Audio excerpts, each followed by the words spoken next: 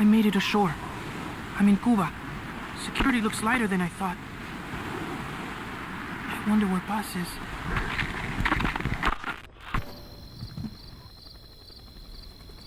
It's dark, but there are soldiers everywhere. Lots of choppers coming and going. Those lights are so bright. Time to get moving.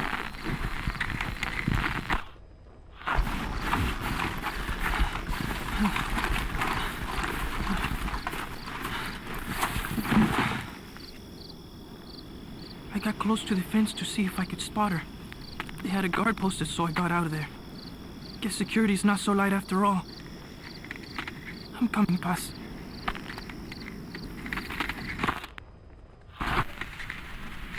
I'm okay. I'm okay.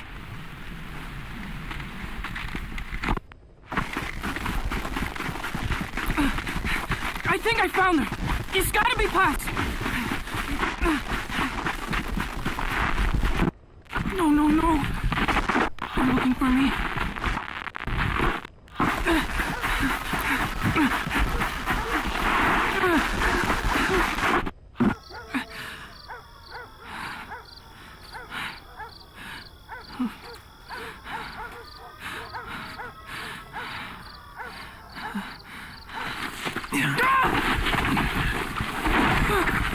No, quit that struggle. Got him secured. It's a kid.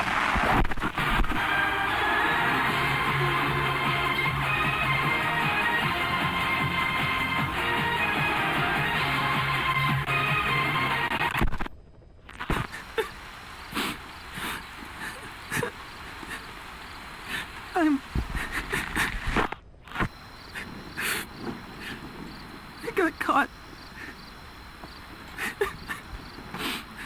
I'm in a cage. Give me back my recorder. At least whoever finds this will know what happened.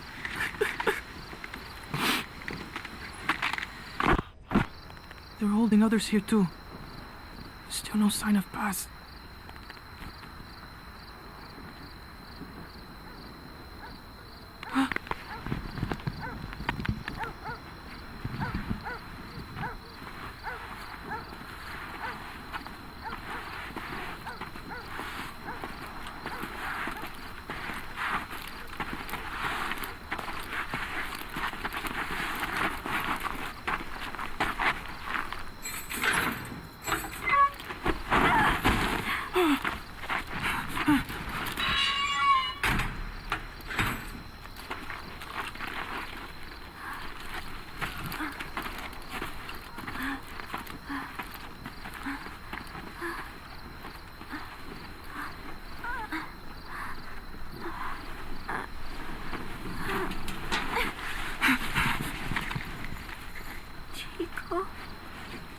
Paz?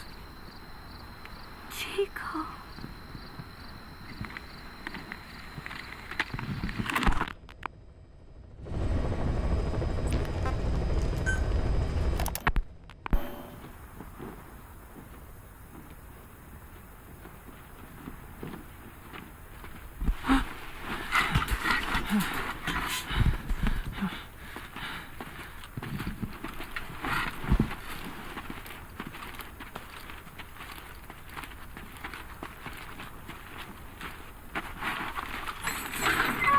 Don't touch me, you son of a bitch!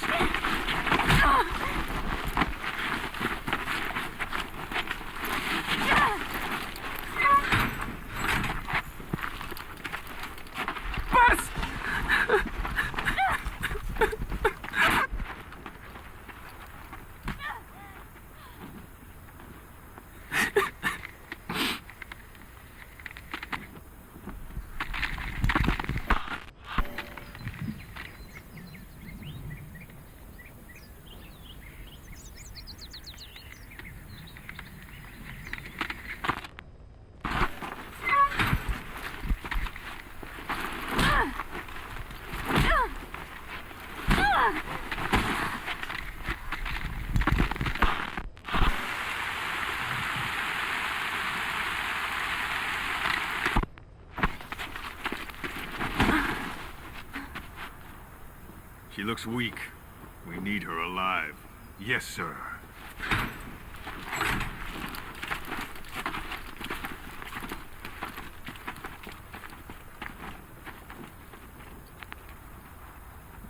Paz. Huh? You're back early today. Early? And the sun is still up. See? Yeah. Chico, Yes? let us not do this, okay? Huh? I do not think I want to talk to you. But I came here to... Just be quiet, or I'll scream. What the... I don't get it.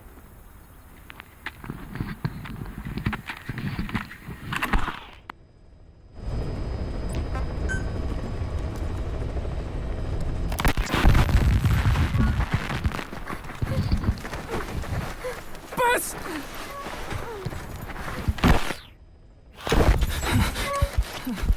On your feet. Okay.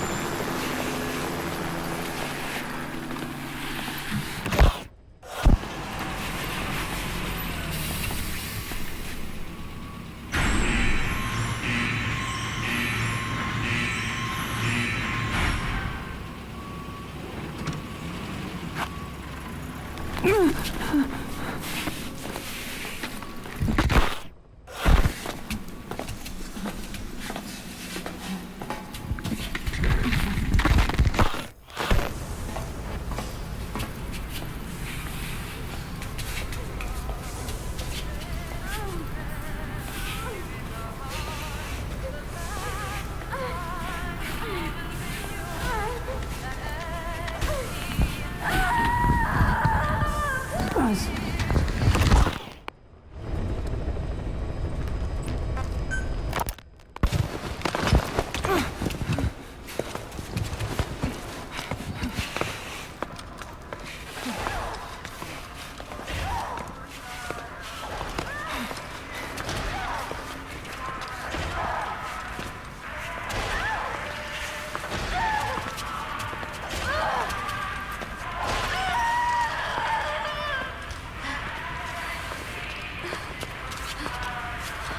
You've got company.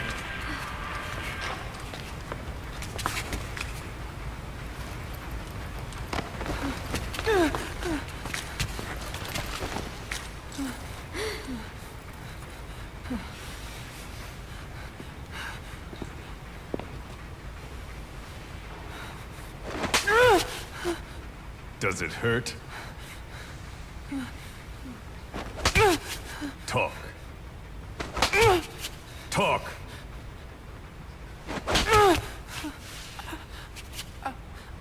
You can speak, can't you? Then talk.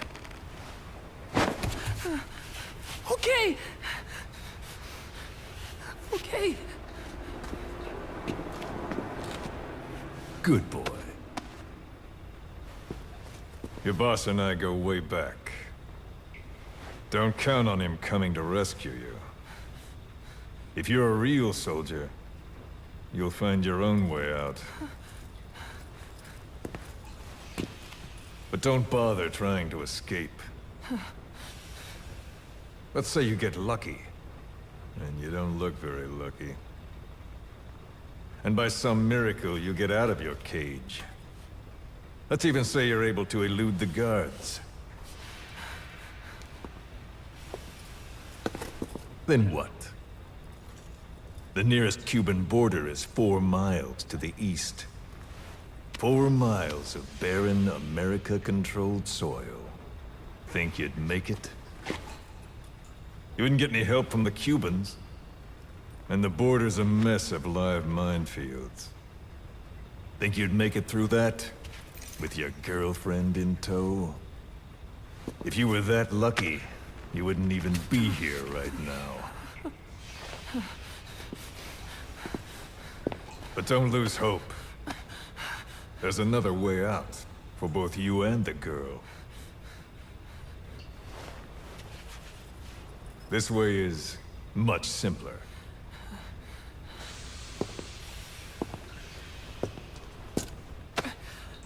I ask, you answer. Easy, right? Just tell me what you know. You're dumber than you look. Wasting your time torturing kids.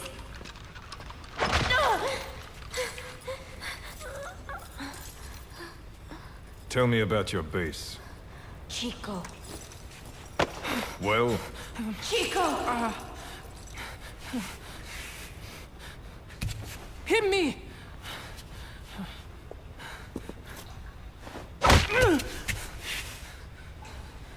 Again! trying to impress the girl, little man? How cute. All right. Let's try something else.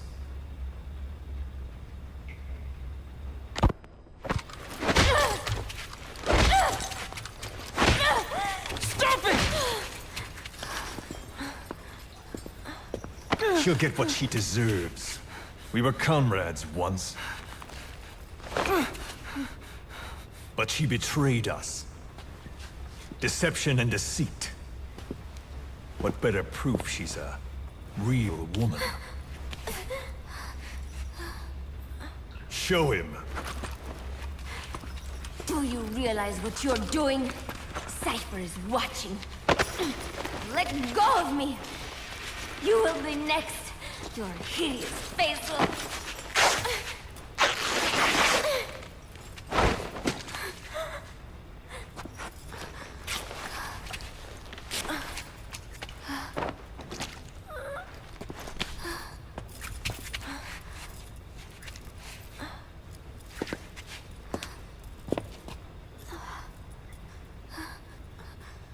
Repulsive, isn't it?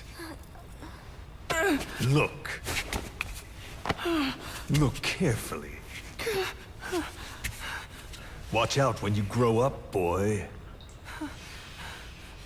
This is the kind of woman you'll want to avoid. Of course, scars like those make it rather difficult to lead a normal life. I should know. Continue. Talk, and you both go free. Chico! No! Only you can stop this. Don't talk! Chico! Please! No!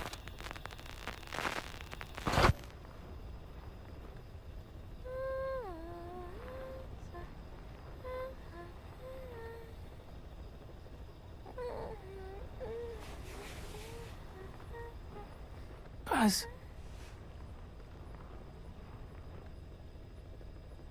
Why?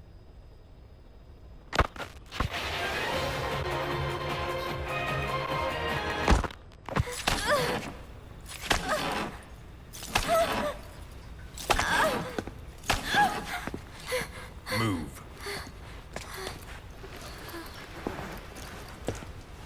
Get up. Huh? You heard me.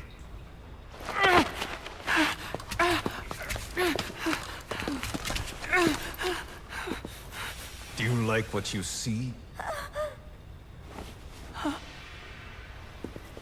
I said, do you like what you see? It's like fruit.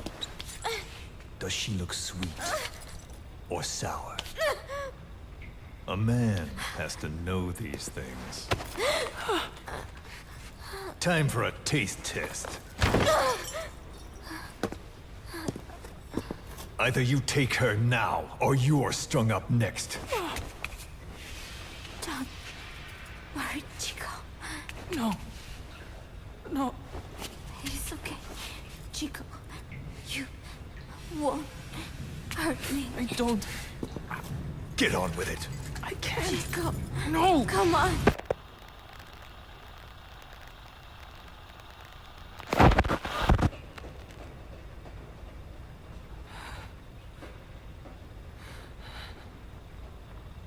Out at sea?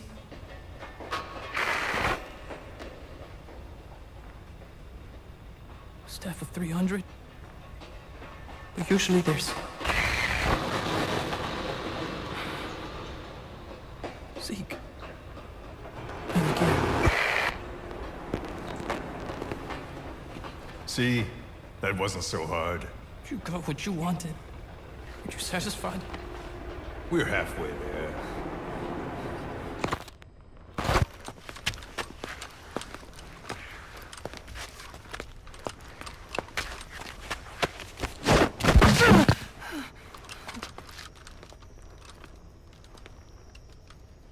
Chico? Chico? Thought you didn't want to talk to me. There's one thing I want to say. What?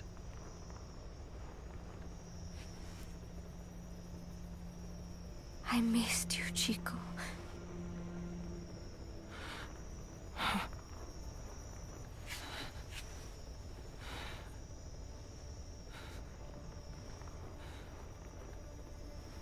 Yeah. Come here. Huh? Closer.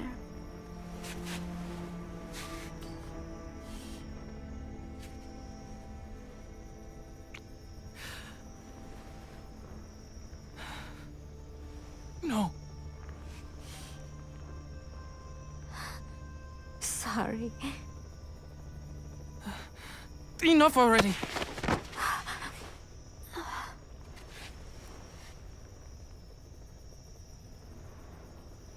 You want to do it here?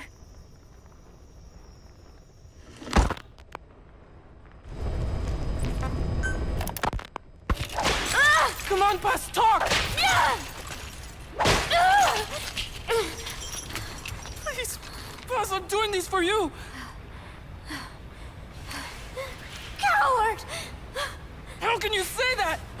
Traitor! Don't make me mad. You're only making things worse.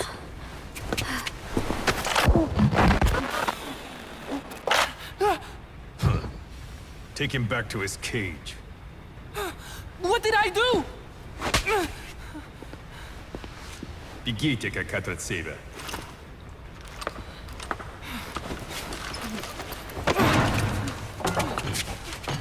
Give it back! Give it back! Enough. She's no good to us dead.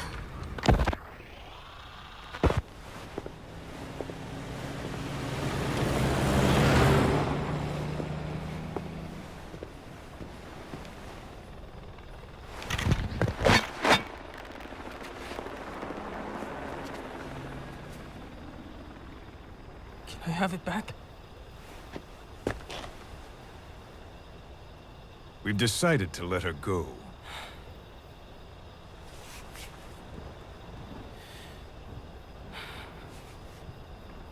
So...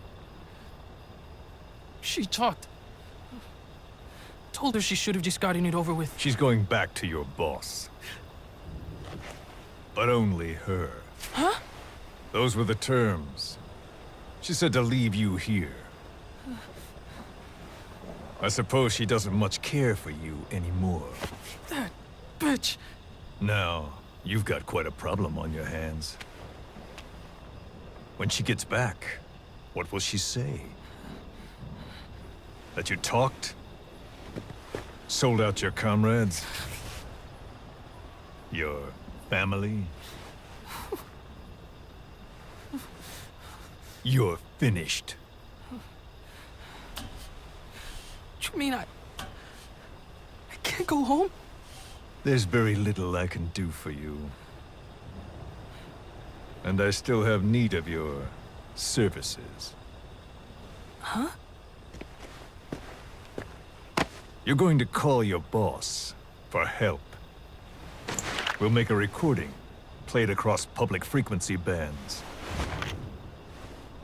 To bring him here?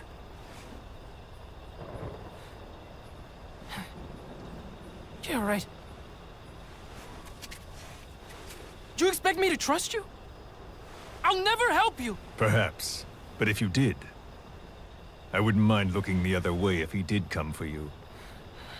Take some guards off duty, let you quietly slip away. But you wouldn't want the girl leaving here alive. She'd have to be eliminated before he came. There's no other way. I'll leave you to think it over. Chico, growing up means choosing how you're going to live your life.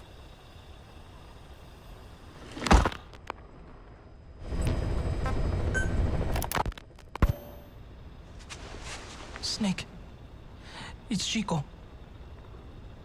I need your help. Cypher's holding me on a US military base in Cuba. Paz is here too. We're at the prison area on the coast. There are some cages to the east of a big building. East an old, grassy facility. That's where we are. Help me, Snake.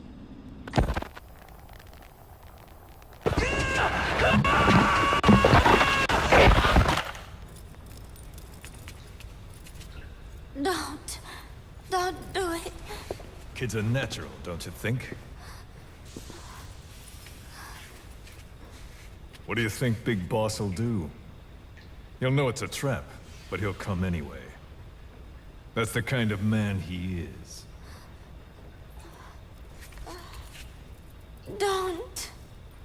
Thanks to your report, a nuclear inspection team's being sent to their base.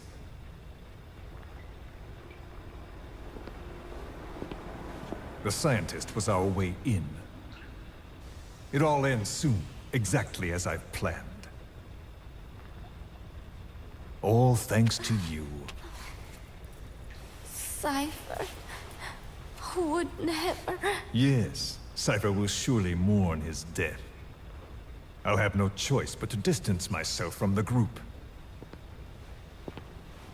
And then they'll eliminate you. No one will be left. Think about that. Big Boss or Cypher. You can only save one.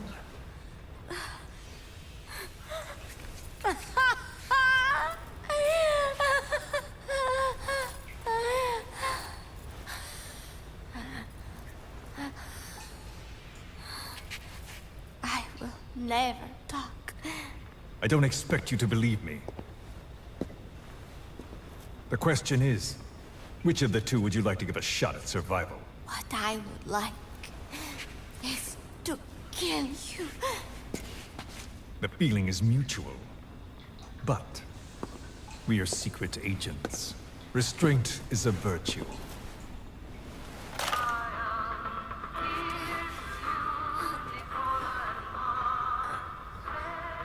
Your favorite song. Nicola, Bart, immigrants wrongly executed. But their deaths served as a message to others. That ours is a society that murders the innocent. Do you too believe your sacrifice will change the world?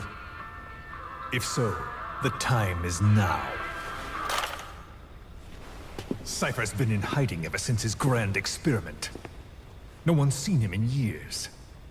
All we hear are orders delivered by proxy. Except you. You met with him, face to face in order to contact Big Boss. Tell me where he is.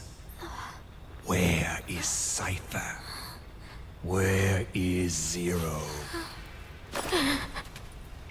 I've never known choice. Where I was born, the language I speak. I've never had the freedom to choose for myself. But you, right now, are free. Do as you will. This will save Big Boss. It may. Will you really kill Zero for me? Not for you.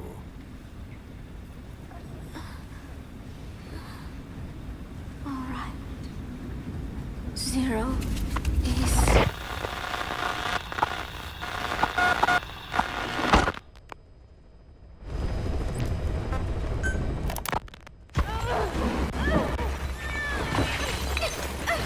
Give her the shot already! Hold her still.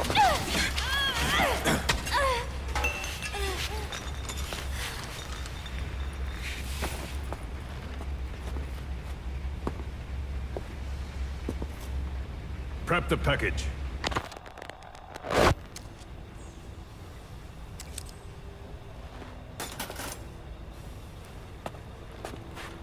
She's all closed up. Timer set for your instructions. We can't have her waking up or dying on us. I gave her a transfusion, a nutrient cocktail, and an anesthetic. How long does she have? 24 hours, same as her cargo. She won't last much longer than that. To make room for the bomb, I removed organs she won't need. Almost there. Now for the second one. In a place they'd never look.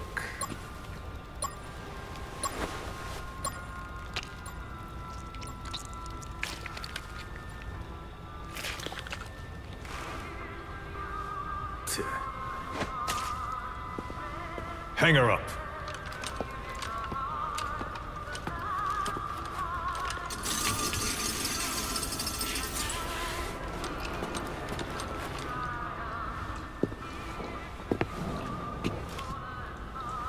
You shall not see triumph. You've been most helpful, and I have one last use for you.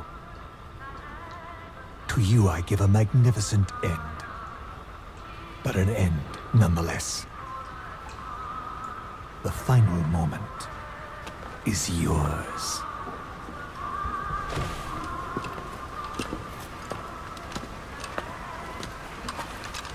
We heard from the advance team. Everything's right on schedule. The C4 has been planted on the legs. Strike team and decoy team are in position. And we have confirmation that Big Boss's chopper is lifted off. A shame I won't see him. But at least I'll get a look at his body. Time for us to move out too. But first, let's stop by and see the boy. I want Big Boss to hear his little diary. Hopefully, he's still a good listener.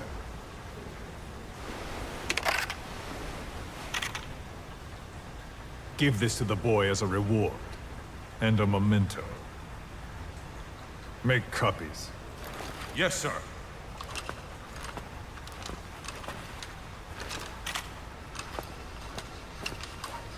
First Big Boss, then Zero. Liberation is at hand.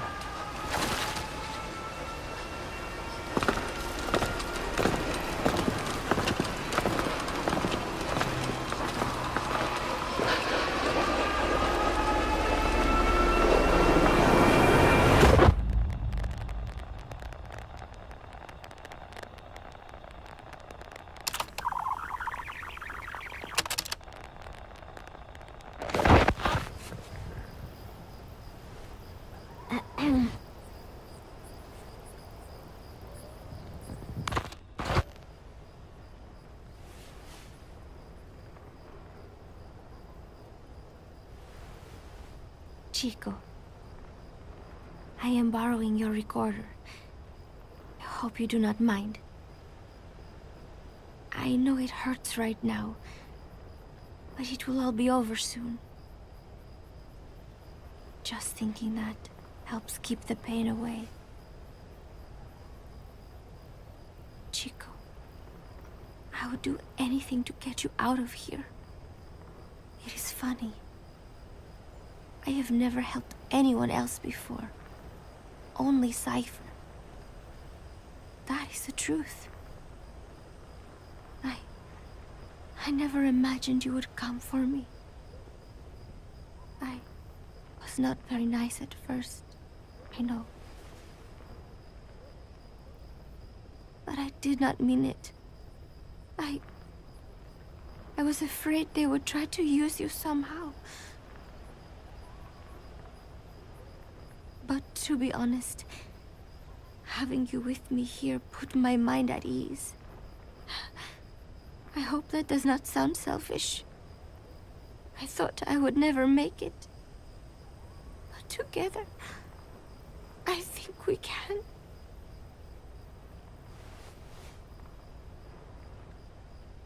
I'm watching you sleep as I record this. You have made me believe that I will make it out of here.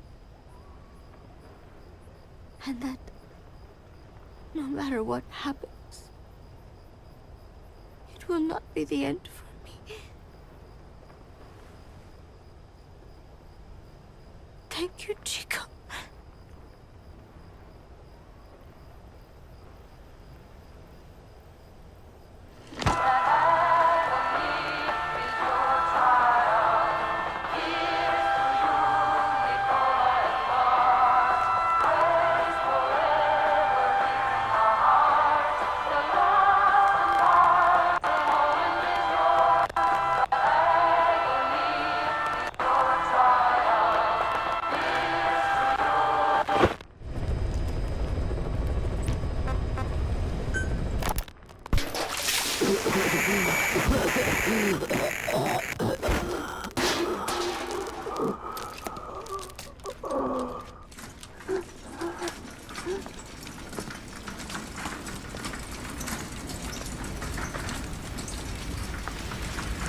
I needed this place to listen to the words people had to say.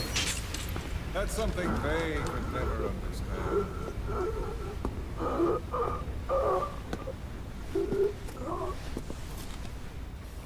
You've done your part. You told us plenty. You've known the pain of ages. And even now you think, as any person would, that this can't be happening. Is it education? Morals? Faith? Just the imprint of a lifetime of stories? Face to face with oblivion, which is where you are, and you still think that help is coming. The world you were born into is made to save you. Isn't that right? Of course it is. Everyone knows that. Until your last breath, you know it. Without the slightest chance or reason left to them, humans are capable of hope. I'm no different. But for one thing, when my time came calling, I didn't die. My family died, my country died, but they didn't take me with them. All hell took from me was this skin, this outer peel that marked me human.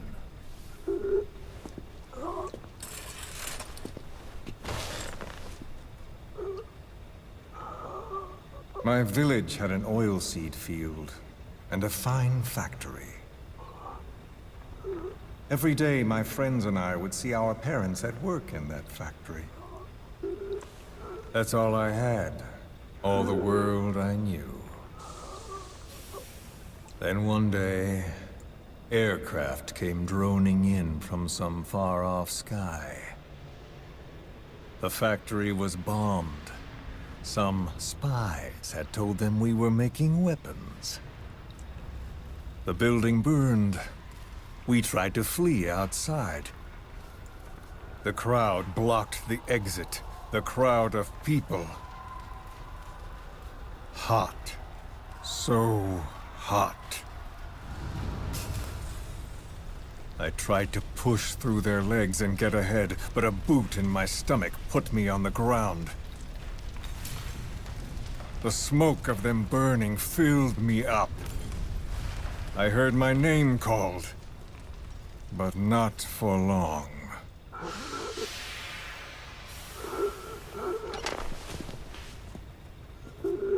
At the infirmary they carried me to, a nurse in the corridor saw me and remarked, as if it happened every day, they should let the poor thing die.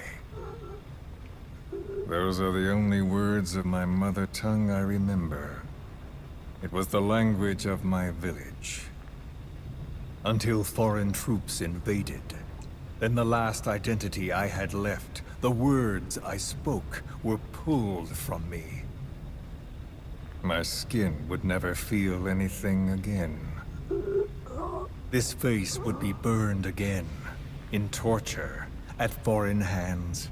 But I still writhe in that burning factory, doused in scalding rapeseed oil.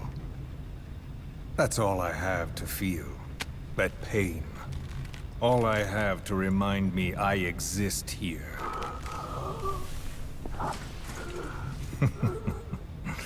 Those spies reported well. We made weapons, all right. As cartloads of rifles came in from the battlefields, we fixed them up and sent them back out. So our country could win. Or rather, so that little world we knew could continue. I came to realize I mustn't die.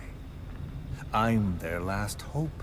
All those who perished and left me here. I have to accomplish something.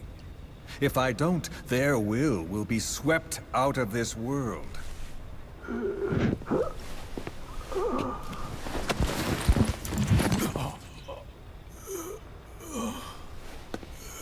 So, do you see me now? Tell me, what do you see? You have eyes. What do your eyes see? Yes, that's right. You see a skull face. You see me. This skull is who I am. My mark, my proof of humanity. I have no country, no language. I have no face. But I haven't lost my skull. So I told myself, the pain and effort that keep me alive will never know relief, never bear fruit, never be repaid. I know that, but I told myself to focus on some hope, a non-existent hope, to guide me through this burning world. A hope. Call it a dream. A melancholic delusion. As the pressures within me stretch me to bursting, and I force myself not to cry out, though the words I thought were carved into me are gone, and all I knew is dead. I know how you feel.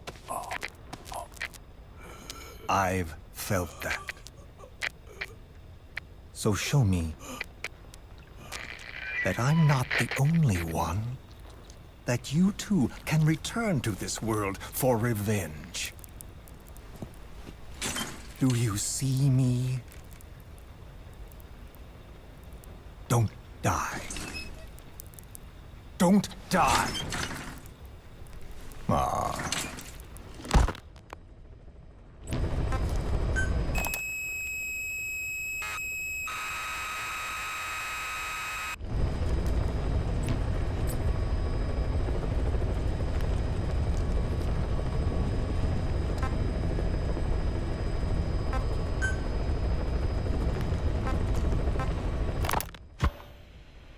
This is a one-man infiltration mission, boss.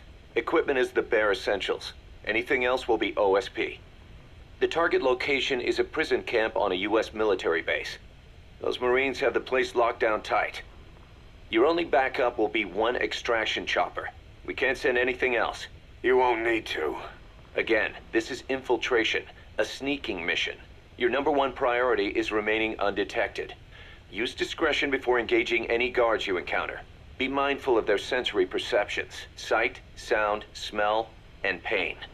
Fortunately, these atmospheric conditions will continue until dawn. That should provide you with some cover. At least the weather's on my side. Your mission objective is to rescue Chico and Paz. According to Chico, they're both being held at an old prison facility. Recon from the intel unit supports this, so it's safe to assume that's where they are. Once you've gotten them to the RV, call in the extraction chopper. I'll monitor the situation and offer guidance from here, but you'll be the one in the field. How you handle this mission is entirely up to you, boss. Snake, yesterday we received official communication from the IAEA. It says, "It has come to our attention that your organization recently purchased nuclear fuel from Uzbekistan authorities. We request permission to inspect your facilities." What a load of bullshit. Yeah, they're after Metal Gear Zeke's nuclear warhead. I'm betting this is payback from Cypher after Paz's leak. Using the UN. There's no telling how much influence they have. But the IAEA can only do inspections in countries that are party to the NPT. And we're not a country. Exactly. We haven't signed a safeguards agreement with the IAEA over peaceful nuclear use, and we're not obligated to report any nuclear material we have, nor information about any nuclear facilities. The IAEA has no authority to inspect us. But despite all that, That nuke's our last line of defense. We don't want to announce we have it until the world is preparing to wipe us off the map. Until then, we let everyone think we're just a private army with conventional firepower. what's Huey's take? That the problem's how to hide the nuke in Metal Gear. But I gotta tell you, he was all for it. I see. But there's no way we can have the IAEA poking around here. So what do we do? Ignore them? Send them an official letter of refusal. Say that we're a private organization and we've done nothing to attract this suspicion. You got it.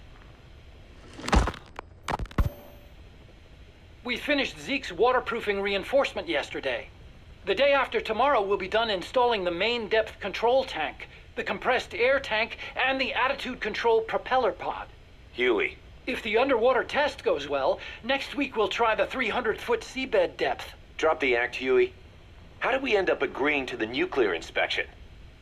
Because after you sent that letter, I told them. After careful reconsideration, we agree to your request. And frankly, we should be inspected. This is our chance. If they come and go without discovering the nuke, we can tell the world we're clean. Of course, it's risky, and we'll have to make sure everything's perfect, but it'll be worth it. Huey, can they do an inspection without going through the Board of Governors? We contacted the IAEA's admin branch, and they said there's no record of us being brought up at any of the board's meetings. I'd say probably a preliminary inspection to determine whether we should be referred to the board. So it's bound to be a small inspection team, and they won't be here that long. Don't worry, leave everything to me.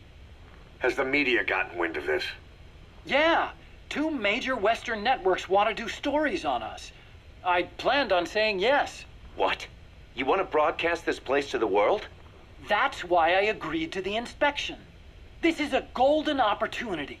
We can use the media to prove to the world we don't have a nuke. Besides, even if we said no, it would just be delaying the inevitable. Kaz, our hands are tied now. Start getting the place ready. Thanks, boss. Don't get the wrong idea. You've set it up so that any more changes of heart will arouse suspicion, that's all. Zeke stays, but we'll have to move all other AFVs to shore. Any potential troublemakers can go with them for some mandatory R&R. Sound good, boss? Just do it. About the inspection, what do we tell the men? The truth. What else? The one thing we don't need to worry about is anyone here spilling the beans about Zeke. Good point. What about the Sandinistas? There's still quite a few of them left on the base. I hate to say it, but it won't look good having Soviet bloc personnel here. The problem is, moving a group that size in a hurry would look even worse. At least Amanda's on assignment in Cuba. They'd recognize her. She should stay put for now. All civilians save Huey will have to return to their countries. Even your Parisian. Of course, we'll get her whatever paper she needs. Dr. Strangelove's departure came at a perfect time. The less Zeke-related staff here, the better. Wait, she left? That's right. You were away on a mission. She left last week. There's nothing cooking in AI weapons research, and Zeke is complete. There was really no reason for her to hang around. I'm surprised Huey let her go that easy. Yeah, his crush on Strangelove was never much of a secret, huh? He followed her everywhere while Zeke was in development. Boy, would she get pissed. But he does have a lot on his mind right now. I've got bigger issues to deal with. That's what he said. That's the spirit, Huey. 10 days ago, we got reports that Paz was still alive. She survived. She was rescued by Belizean fishermen who found her drifting in the Caribbean. So what's the plan? Silence her before we're compromised? No. I've got something else in mind. Our friends at Cypher suspect Paz could be a double agent. She's being held for interrogation at a camp on the southern tip of Cuba. Black site. Nice. A slice of American pie on communist soil, and out of U.S. legal jurisdiction. The upcoming inspection of Mother Base has to be connected somehow. The timing's too perfect. The UN's nuclear inspection. My guess is they're trying to corroborate Paz's leak. We're an army without a nation. Word of our capabilities gets out, and we'll have the whole world out to shut us down. Having an American private intelligence agency involved's bad news. Cypher's the ones who sent Paz to us in the first place. She knows their true nature. Right. Paz is our only link to Cypher. If she's still alive, we need her on our side. If not us, who else is gonna rescue that bitch? When do we do it? The inspection comes first. We'll deal with us afterwards. Do the men know? Word has started to spread. The information came from Cuba through Amanda. One of the base personnel used to belong to El Frente. I'll tell everyone we don't concern ourselves with the survival of enemy spies. We need them focused on the inspection. And if we get her back here and she isn't cooperative, there's still plenty of room for her in the ocean. Works for me. What about Chico?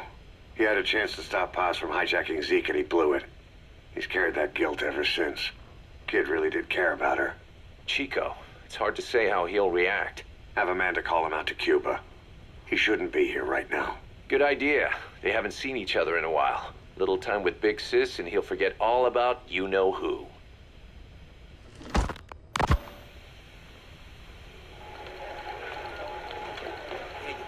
What? Still no sign of Chico? What's going on? It's Amanda in Cuba. Our resupply package arrived, but Chico wasn't with it. Relax, Amanda. I'm sure he's just exploring Havana or something. First time in the big city. Could have gotten carried away. Cass, wait. The boat Chico was on, did it stop anywhere before it got to Havana? Yeah, it had to refuel at Santiago de Cuba. You don't think... Oh, shit. You gotta be kidding me. He does this now? It's 60 miles from Santiago to the prison camp. Chico used to cross the mountains with the older Sandinistas like it was nothing. He'll make that in 3 days. Still, even if he does find his way there... You know how reckless he can be. Chico thinks we've abandoned Paz. That's why he's doing this. We'll start by having the intel detachment in Cuba look for him. We can't let him be captured. There's some cages to the east of a big building. East an old grassy facility. That's where we are. Help me, Snake. It's a setup. We have no choice. Yeah, if Chico talks, he could blow the nuke cover up. We can't hold off until the inspection's over. When can we be ready? It'll take at least 16 hours to confirm the flight path and prep a bird. The intel unit has started reconning the area. Sounds like I'll have to miss the inspection. Boss, we'll just have to send someone else to get them out. No. I'll go. Yeah, Chico and Paz would only take orders from you anyway. And we can't go taking on those Marines at the base head on. It's gotta be off the radar, and it's gotta be you. Hold down the fort, Cass. Snake, you can forget about civil liberties where you're headed. God only knows what they'd do to you if you got caught. Do not let that happen. The Cubans leased the land to the U.S. as a gesture for helping them gain independence from Spain. The deal remains in effect until both countries agree to dissolve it, or the U.S. abandons the land. That's why America still operates the base even after La Revolucion. Problem is, it's leased land. Meaning it isn't American soil, so the U.S. Constitution doesn't apply there. That allows them to withhold its civil rights protections. Yeah, that's Uncle Sam's excuse. The area was originally only for detaining refugees from countries like Cuba and Haiti. But a few years ago, the CIA and its like started using it as a black site. Enemies of the state are renditioned there and subjected to extreme forms of interrogation. You can bet Cypher had a hand in that. As you'd expect, American and other Western human rights organizations aren't allowed anywhere near the place. What happens there disappears down the memory hole. Who knows what they're doing to Chico and Paz? I'd like to interrogate her ourselves. But if worst comes to worst, make sure she's dead. Chico, on the other hand, we have to bring back. Fast. He knows too much about us. Cos? The area is surrounded by mines placed by both the U.S. and Cuba, making escape on foot impossible. You're heading into the Lion's Den, Snake. Don't take this one lightly. Come back in one piece. Yeah.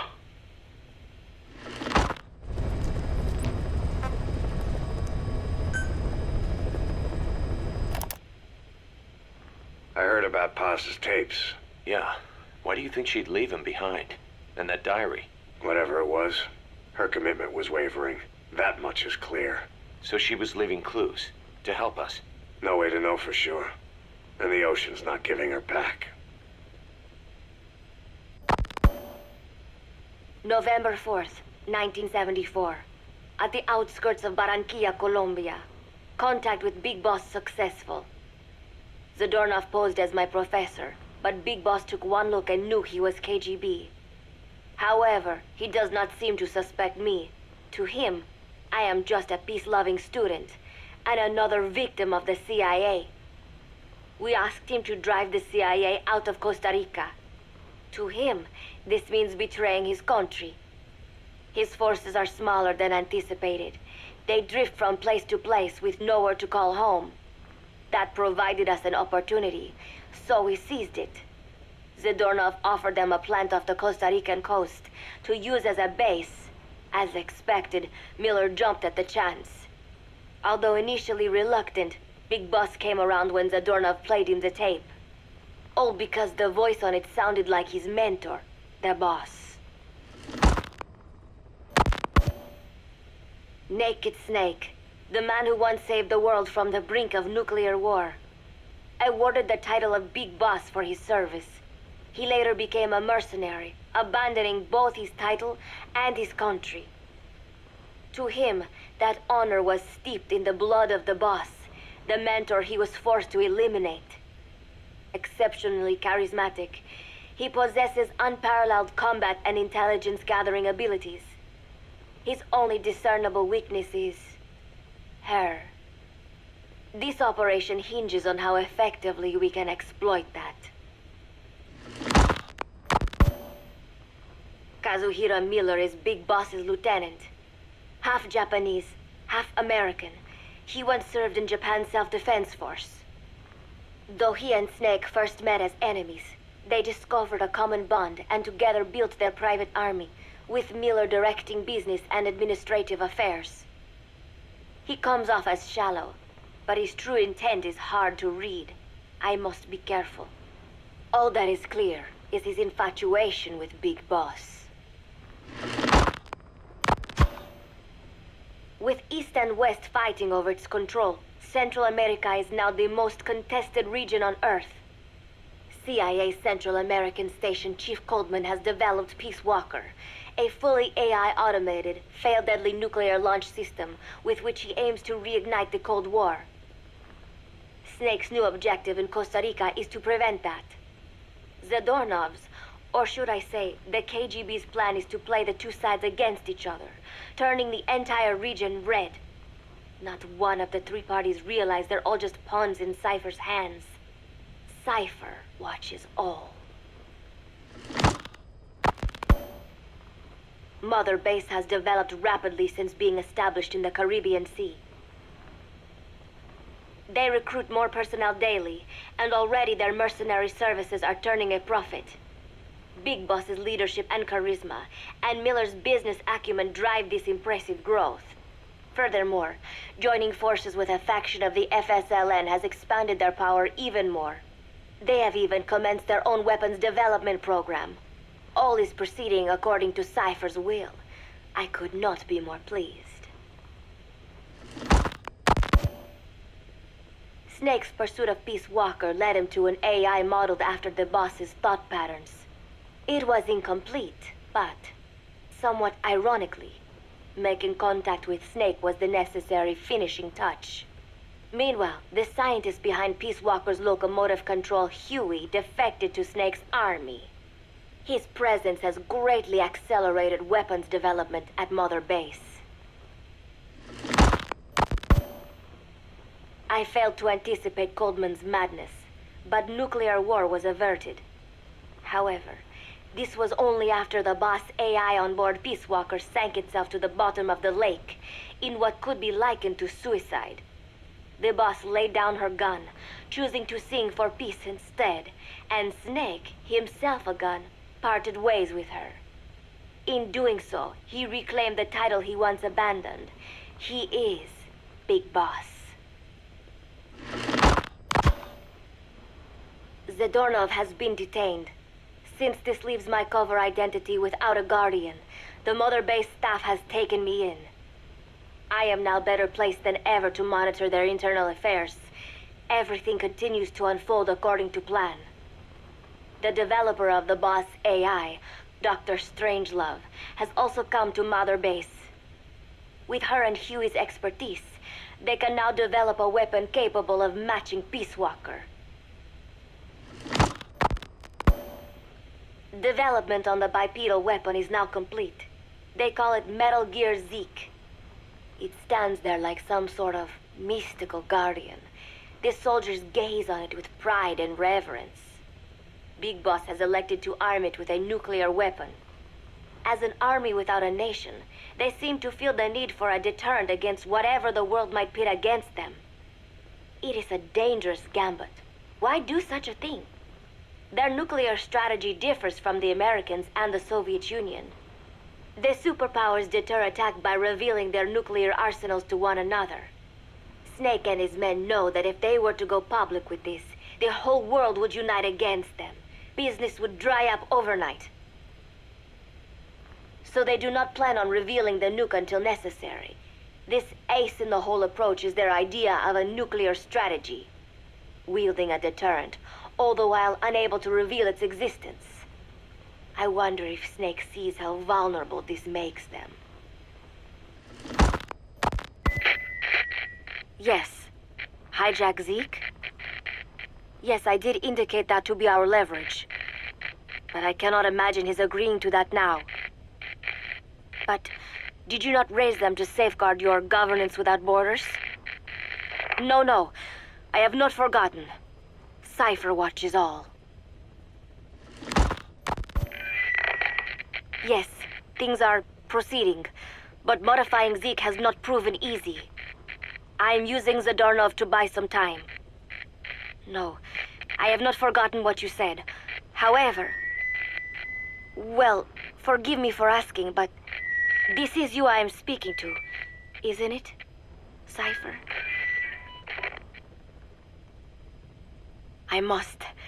I will fight Big Boss. The world must be ruled by a single will. To defy Cypher is a fate worse than death.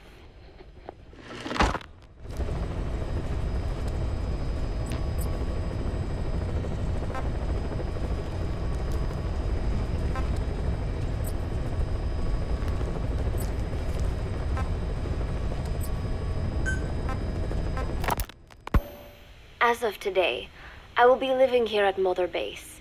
Now my real trial begins. Zadornov was paying my room, board, and tuition, but he has since been captured. I told the man that with no more money from the KGB, I could no longer afford school. He bought my story, and when I said I would be willing to work, He took pity on me and let me stay.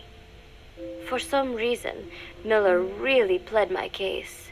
That was helpful, but the man is still a fool. His men are no better.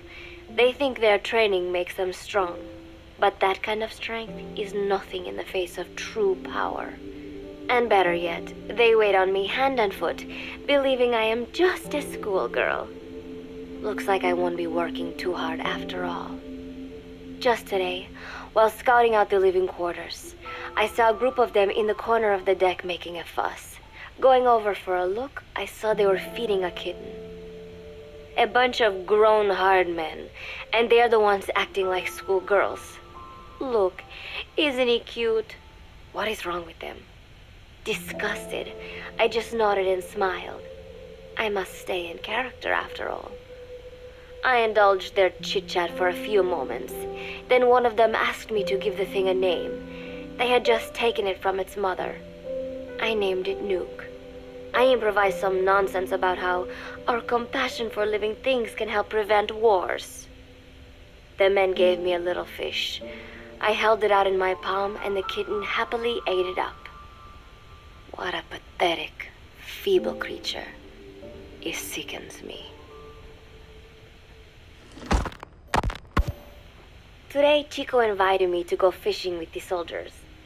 I suppose finding one's own food does have its merit, but I prefer not to be involved in such a degrading task. And their prattling on about fishing being fun is nonsense. I'm not here to find playmates. Nevertheless, distasteful as it was, I went along in order to maintain my cover.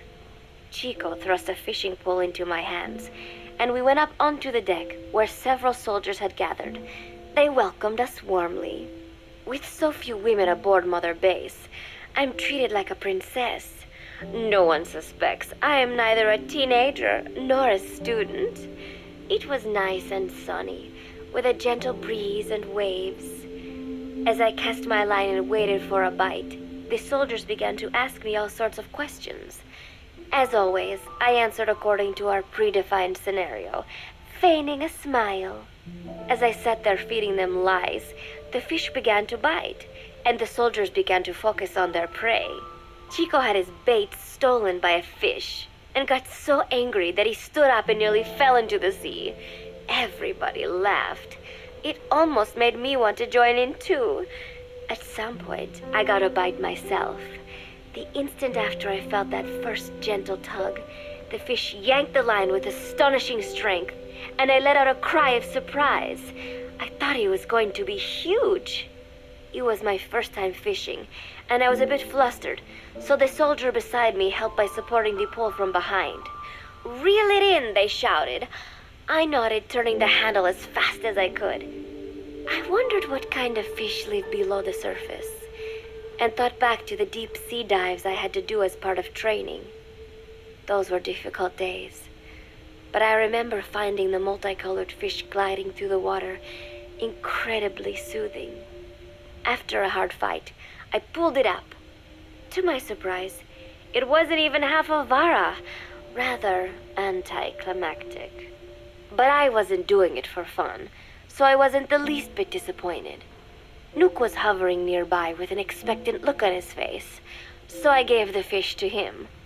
All in all, a thoroughly wasted day. Preparations are coming along nicely. No one suspects me of being the one to let Zadarnov out of his cell. Today, Amanda and I taught Cecile how to make gallo pinto. It is a simple home-cooked dish consisting of black frijoles mixed with arroz. It is well known throughout Central America, not just in Costa Rica, so it is no surprise that a Nica like Amanda would be good at making it. But I was raised in the States from a very young age, and can hardly even remember my mother's gallo pinto. Having to make chit-chat with that clueless bird lover and the so-called revolutionary was excruciating. And, clueless or not, I wanted to be especially careful around Cecile, the one who actually recorded that tape. Thankfully, Miller and his men seemed to believe I mistook the tape I found for one my friend made. In any case, one can never be too careful. Anyway, The three of us minced garlic and herbs, then cooked them in a pot with frijoles we'd soaked overnight. While waiting for them to cook, we sautéed onions and arroz in a frying pan. Cecile worked the frying pan according to Amanda's directions, but seemed a bit glum. She does have a knack for cooking, though. She is French, after all. We added water to the pan and watched the arroz begin to steam. While we waited, Amanda shared memories of her mother with us. They had been separated because of Simosa, but the taste of her mother's cooking was still fresh in her mind. When the frijoles were ready, we drained the water, stir-frying them with the rest of the vegetables. Quite a complicated process for home cooking. Nonetheless, it kept them occupied. The longer we sat and talked, the greater the chance of my arousing their suspicions. With women, it is not enough to just bat your eyelashes and giggle. It takes a lot of effort to divert attention. When the arroz was done cooking, we folded it into the frijoles and added salsa, stirring the mixture as it simmered. At this point, for some reason, the conversation turned to romance. Why does it have to be that way whenever women get together and chat? Cecile fancies herself to be well-versed in such matters, and gave Amanda all sorts of advice. It was harmless enough, until, to my irritation, she began pestering me whether there was anybody I liked. Not right now, I said, trying to dodge the question. But she pressed on. It's Snake, isn't it? I gritted my teeth and played it coy. Maybe. Cecile nodded and giggled. He is pretty sexy, isn't he? What a ditz! It's all I can manage to just survive. The thought of romance has never once crossed my mind. I have no interest in that kind of man. Soon enough, a rich aroma began to fill the room. The gallo pinto was ready. New came over and rubbed up against our legs, looking for a handout. Unfortunately, it was not the kind of food a cat would like. We let a few of the soldiers have a bite, and then headed off to the mess hall. The home-cooked flavor we'd achieved was a big hit with the men of MSF. Not that we are trying to impress them or anything. Even I could manage a dish like that. Snake enjoyed it too. Let me make this absolutely clear. I have no interest in that man. Football, or soccer as it is known in the States, is extremely popular here. It has not caught on yet in the US, but it has legions of rabid fans all across Latin America. These fans can get so rowdy that it is commonly believed El Salvador and Honduras went to war in 1969 over scuffles in a soccer match. In reality, tensions between the two countries were already high. The match was merely one of the sparks that set them off. But these people are so passionate about this sport that the story seems plausible.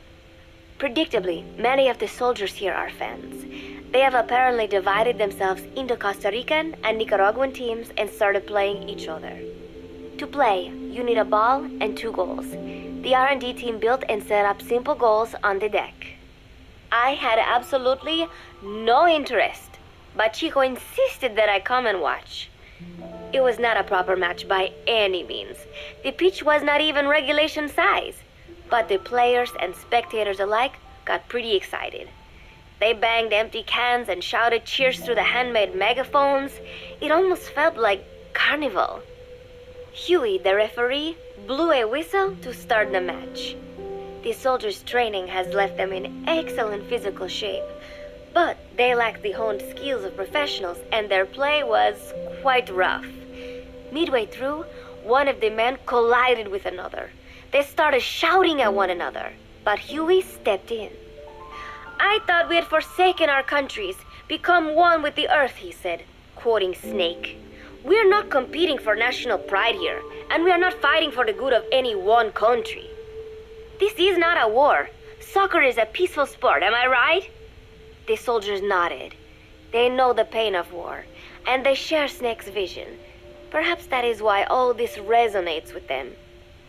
Team Costa Rica was down a man, and somehow I was picked to fill in. Costa Rica had the advantage up until that point. I suppose Huey wanted to keep it balanced. The soldiers agreed with Huey's call. Maybe the Costa Rican players felt an even matchup would be more fun, too. I could not be bothered to run at first, but chasing the ball out there in the hot sun, I was soon drenched in sweat. Before long, I found myself actively seeking out the ball, partially out of desperation. I picked up a loose ball deep on the opponent's side of the field. Even though he's Nicaraguan, Chico cheered me on, yelling, "Go for it, shoot!"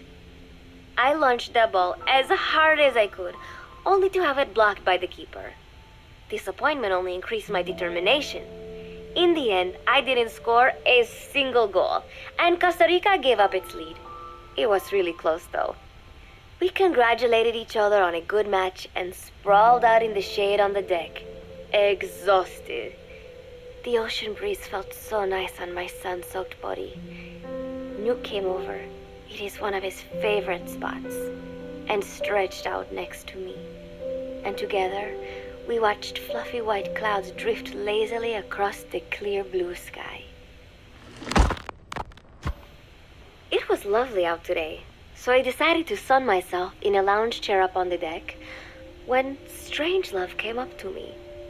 Despite the heat, she was in her usual long sleeves and pants. I waved at her. She looked away and mumbled, "Hello there. Fancy meeting you here." I asked if she needed anything, feeling her eyes creeping up and down my body like she was savoring it. Finally, she swallowed and said, "You have such beautiful skin." Bewildered, I shook my head and said, "No, not at all. I had heard rumors that she was a lesbian, but she couldn't be after me, could she?" She continued to stare and said, "No, it is beautiful, but you must not let yourself get so tanned." And then she took my hand in hers. "What is wrong with a little sun?" I asked, trying to cut the conversation short. But she shook her head violently. "No, you mustn't. A young lady should take better care of her skin." She was acting strangely now, as if aroused. She lectured me on the perils of tanning, how it ages skin, causing wrinkles and spots, and in the worst cases, even skin cancer. I knew already that tanning could cause spots, but I thought only pale-skinned Anglo-Saxons had to deal with that. Having a scientist tell me it causes aging, though, that spooked me a little. If I am to keep playing the teenager, I will have to start paying more attention to my skin. Sensing my anxiety, she took a small tube from her pocket. She said it was the sunscreen she always used. She told me to keep it. I didn't know what to say. I was more than happy to take it, but exactly what were her intentions? Was she merely being nice? Or is she really into me? Either way, there was no reason to refuse, I suppose. I have undergone training. An out-of-shape woman does not pose any real threat to me. Having power means not being afraid. It is the same on a global scale. A country with nukes can dictate terms to a country without them. I thanked her and took the tube. Then she offered to put some on for me. She squirted some lotion onto her fingers and began rolling it into my chest. It happened so suddenly, and I was so taken aback that I did not even think to protest. She caressed my stomach with her long white fingers, then slid them upwards between my bikini-clad breasts. "What? Wait," I sputtered as her moist eyes met mine. She was beautiful. Somehow, I found myself captivated by this woman more than 10 years my elder. "Hold still," she whispered in my ear. I nodded silently, unable to refuse. My body went limp, motionless, as if in a trance. Gently, carefully, she rubbed the lotion all over my entire body. I shouldn't have enjoyed it, and yet I could not help myself. For a moment, I was spellbound. That woman is dangerous. I had better watch myself. Protecting one's health is an important part of any agent's job. But despite my best efforts, I have caught a cold. Now that I think about it, Mother Base's numbers are on the rise, with soldiers coming from all different places and backgrounds. It is no wonder then that sooner or later someone would bring in a virus. That said, what I have got is just a common cold. The medical team said I'd need a few days rest, so I've been restricted to my room and put on bed rest. I thought I'd gotten used to not having anyone around to relate to, but at times like these, being alone is just miserable. All I could do is lay there and stroke Nuke's back, trying to take my mind off how bad I felt. Nuke just sat there, not making a sound. But I did have visitors. Amanda and Chico, Huey, Cecile, Miller, and a few of the soldiers I've become relatively close to. Amanda made me a soup with herbs she said were good for a cold. Miller told me to take it easy. I will sing you a lullaby, he said, then broke out a guitar and sang some incomprehensible song in Japanese. I did not need to understand the lyrics to know he is an awful singer. Then he said, "You know what is good for a cold? Suppositories. Here, I'll show you." He began to take off his pants, so I threw my tissue box at him to make him go away. Then Strangelove showed up, saying she had some miracle Indian cure. "It has got eucalyptus extract," she said. "It works best if you rub it into your chest." And then she tried to take off my nightshirt. I whacked her with my pillow, and I got rid of her. Chico brought me a little flower in a cup. It had been growing in a little bit of earth that probably found its way on board, stuck to something else. "I found this on the deck. Here, you can have it." He tried to act nonchalant, but I am pretty sure he's got a crush on me. None of them understand. If they thought these little visits would cheer me up, they were wrong. Tonight, Snake himself came to my room. Like the rest, he believes I am just a schoolgirl and treats me as such. "Why did you abandon your country?" I asked him. "Why create the MSF?" Of course, I knew the answers already, but I wanted to hear it from him. As I had imagined, he was not exactly forthcoming. All he would say is that his country abandoned him because all he could do was fight, and that is why he needed the MSF, because that is all he is any good for. Then he said, "Fighting is the only thing I understand, but that does not mean I have got a grudge against those who believe in peace. I am not one of them, and I do not believe in peace. Conflict is in man's nature. We fight our enemies in order to survive. Maybe we are not so different after all, he and I. But that is exactly why I'm going to have to kill him, or else he will have to kill me. When I stop and think about this wretched existence, being killed by a man like that suddenly does not seem like such a bad thing." Every month, Mother Base throws a party for all the soldiers whose birthdays fall in that month. There is something strange about a military organization having parties. Really though, it is just an excuse to drink and make noise. It is not easy to get alcohol on a fortress in the middle of the ocean. Most days they are training from dawn till dusk. They do not have time for things like drinking. That is why Snake and Miller came up with the idea to give everyone a chance to let loose. Obviously, a bunch of boors like that are not going to bother with blowing out candles on a cake. Rather, they sit there in a cloud of cigarette smoke, drink beer, eat meat, tell tasteless jokes, and swap crude insults about one another's hometowns. But it hardly ever breaks out into something serious. They talk up a storm, but they're just having fun. It is funny. You have got members of FSLN rubbing shoulders with the UCLAs, people who once would have considered the other mortal enemies. I wonder if that is what makes Big Boss so popular.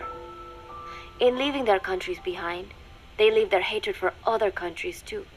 Miller seemed a little protective of me. "Hope they're not being too crude," he said. But soon enough, he too was drunk. He yelled, "Come here," and take a look at the real Kazuhira Miller. Then dropped his pants and mooned everybody. The other soldiers burst out laughing. I have never seen such a crude, ridiculous party before. And yet, all these people, laughing and acting the fool. Is this what they call peace? For some reason, I began to think about all that has happened since I came here. Fishing with Chico, cooking with Amanda and Cecile, playing soccer, having visitors when I caught a cold. When I stop and think about it, my time here has been the most peaceful of my life. But that is about to end. I cannot imagine he will be willing to negotiate. It seems I am to fight the legendary Big Boss. I do not know if I'll be able to beat him. But if I have to choose between death and defying Cypher, I will gladly choose death. The thought of dying does not scare me. But if I disobey my orders, the fear and despair awaiting me will be far worse than anything I can imagine. It was Cypher who took me in as an orphan, gave me food and a place to live. His orders may have been unreasonable, but I will never repay my debt entirely. It seems I have no choice. I must fight this man. I must fight Snake. Juno Miller, Snake's right-hand man, apparently has got at least one serious weakness. He is an insatiable womanizer. He does not bother me, most likely because he considers teenagers off limits. But he has hit on every single one of the few female soldiers here at Mother Base. They ought to be telling him where to stick it, but end up falling for it so easily. I think some of it stems from the fact that he is actually not that bad looking. Anyway, today, that nasty habit got him in trouble. He and Snake got into one of their rare fights, and I was there to see it. They burst out of the showers, completely naked, trading punches. I am no child. The sight of a naked man does not make me blush, but this was something else. Maybe this'll teach you, Snake yelled as he slammed his fists into Miller's chest. I heard later that apparently he had been two-timing someone, and that same someone had gone to Snake with her troubles. As I see it, it is her own fault for letting herself be deceived like that. If she is too dumb to see through Miller's lies, then she got what she deserved. But this was not the first time it had happened, or the second, and Snake read Miller the riot act. Miller argued back, and what began as a shouting match turned into a fist fight. "You son of a bitch," Miller yelled as he swung. "Not bad," said Snake, smiling, "but not good enough." And then he was back on the offensive. They had already been at it pretty hard in the showers, and their bodies were covered with bruises. Both of these men had been trained for war, their bodies deadly weapons. They were each bleeding from a dozen places. All this from a fist fight. Even so, it was far less gruesome than if they had given it their all. It was obvious that one of them would be dead were they fighting for real. Miller took another swing, yelling, "Try this then!" Snake parried, then responded in kind. But I could tell he was not aiming for anything vital. "You are one tough bastard, boss," Miller muttered. A smile crept across his face as he caught his breath. And then they went right on fighting. Blood and sweat flew off their glistening bodies. It was combat without hatred or hostile intent. I had never seen violence like this before. And yet, it was more than just a friendly tussle. They were utilizing every technique they knew. It was not a sporting match. They were not playing by the rules.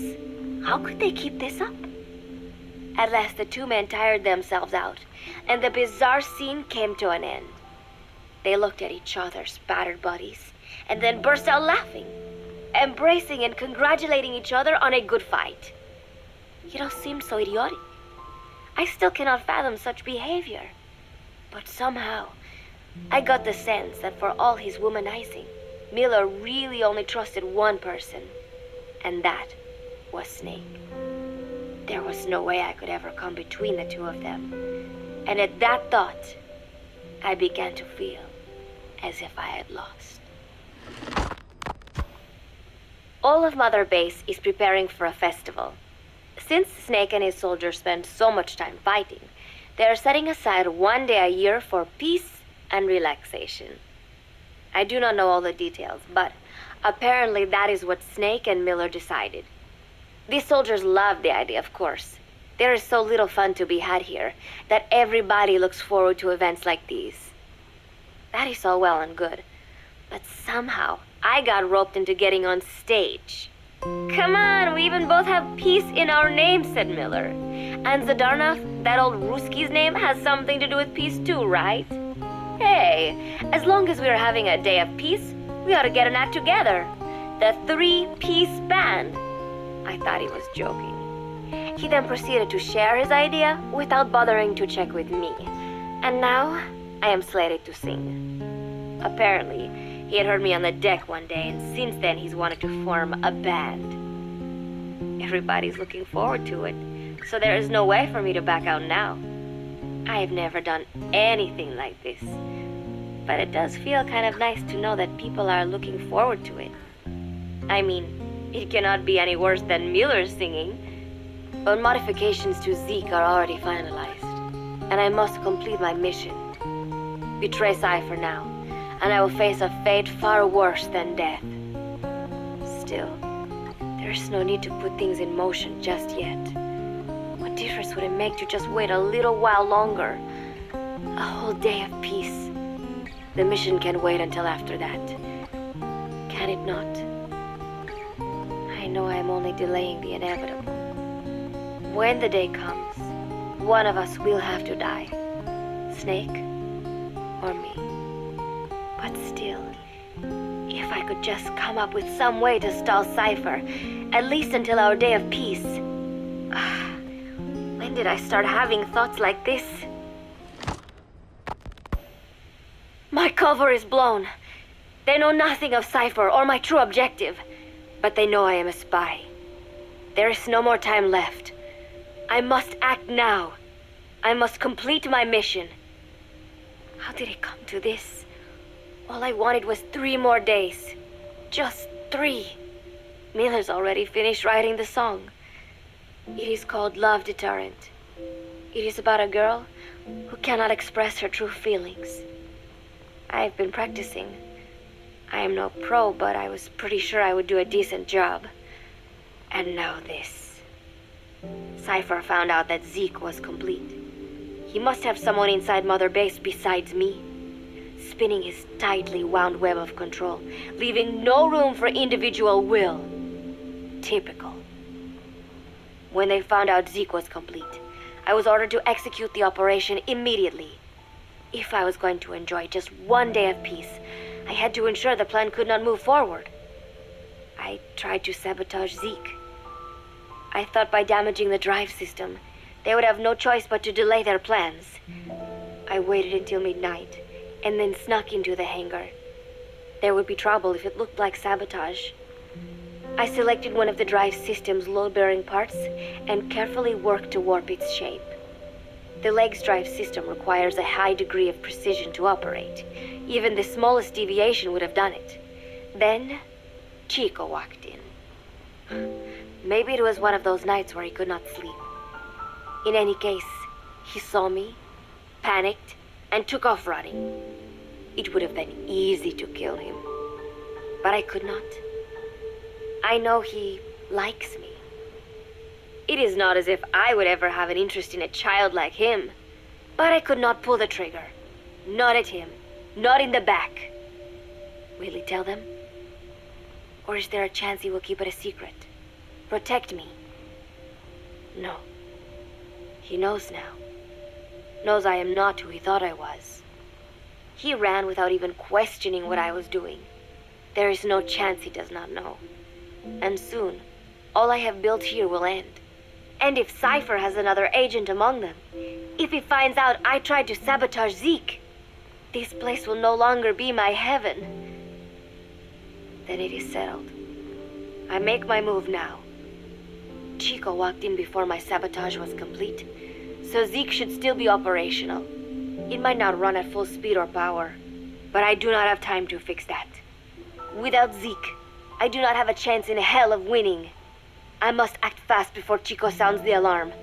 I knew it would come to this. I just did not think it would be so soon.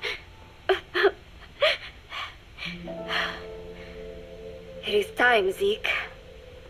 Metal Gear Zeke. Activate.